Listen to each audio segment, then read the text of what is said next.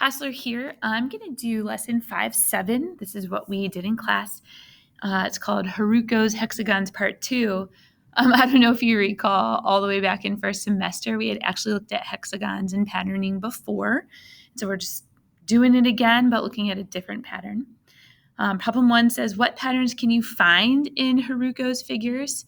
Identify as many as you can find. So Haruko's making his hexagons again, and he uses toothpicks to make a pattern of hexagons that look like honeycomb. So any patterns that we're noticing, and in order to determine patterns that we notice, the first thing I'm going to do is write out, how many hexagons do I have in each picture? So I've got 1, and then I've got 3, and then I've got 6.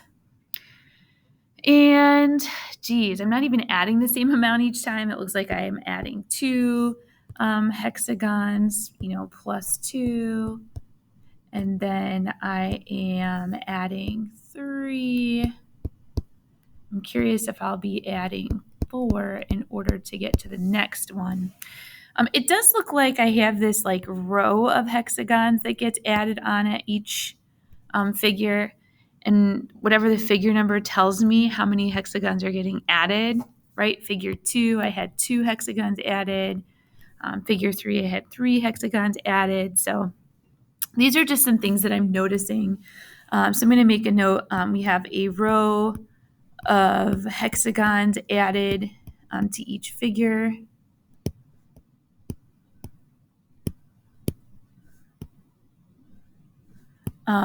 It looks to me like I probably will add 4, right? So if I'm going to add hexagons on, it is hard to draw hexagons, right? I think in class we just had people drawing circles at one point. If I'm going to fill in this bottom row, it does look like I'm adding 4. So I guess I could say that the number of, I'm going to abbreviate hexagons added, goes up by 1 each time.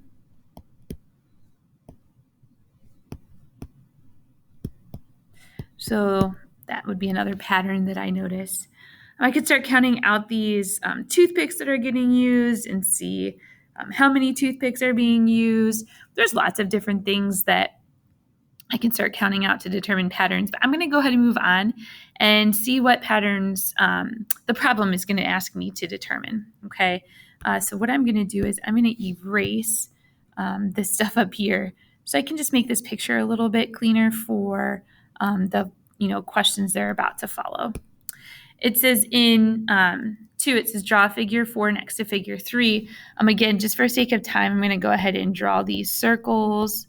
1, 2, 3 in that row, and then we said we are going to add on 4 more. So there's figure 4. How many hexagons are needed to make this design? It looks like I'm going to need 10 of them.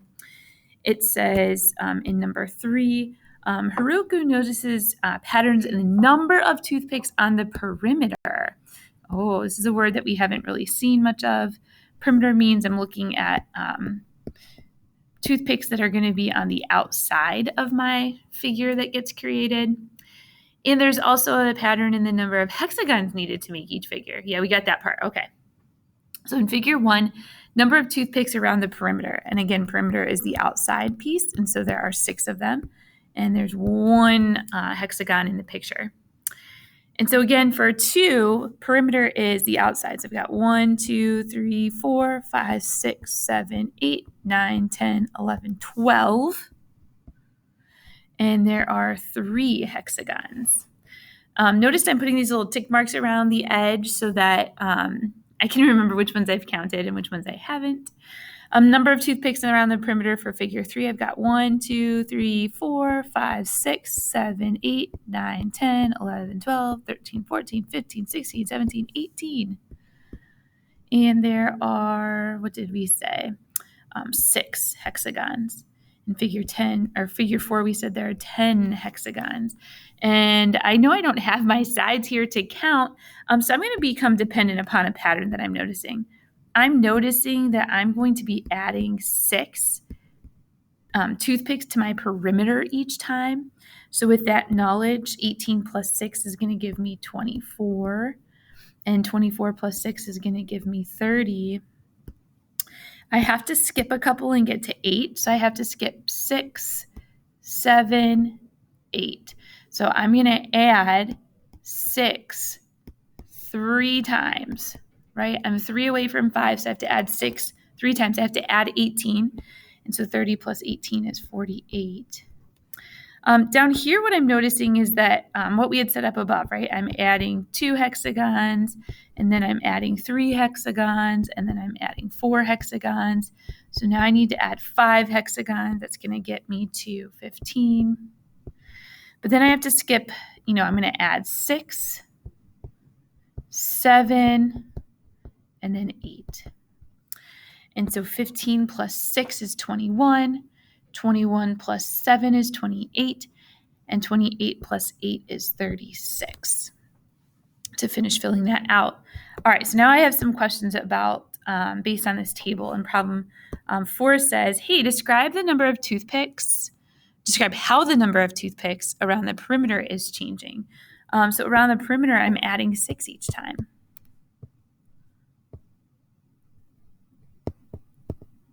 Is this pattern arithmetic, geometric, or neither? Well, it's arithmetic because we are adding the same number each time.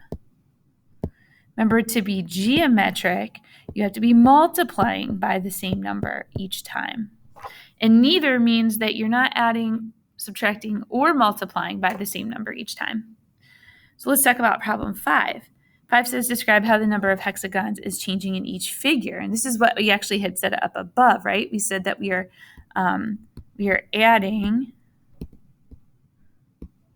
one more hexagon than before, right? So I added 2 hexagons, and then I add 3 hexagons, then I add 4 hexagons. It's one more than I added before. Is this pattern arithmetic?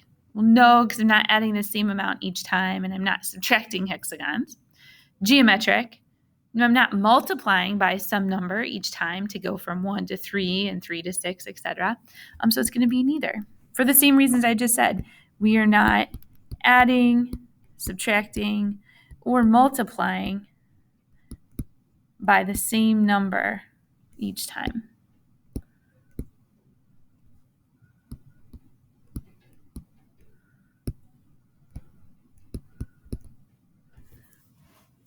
Then 6 says, which pattern will reach 1 million first, and explain how you know.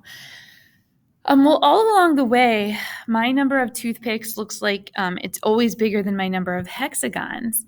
But at some point, these two numbers are going to be equal to each other.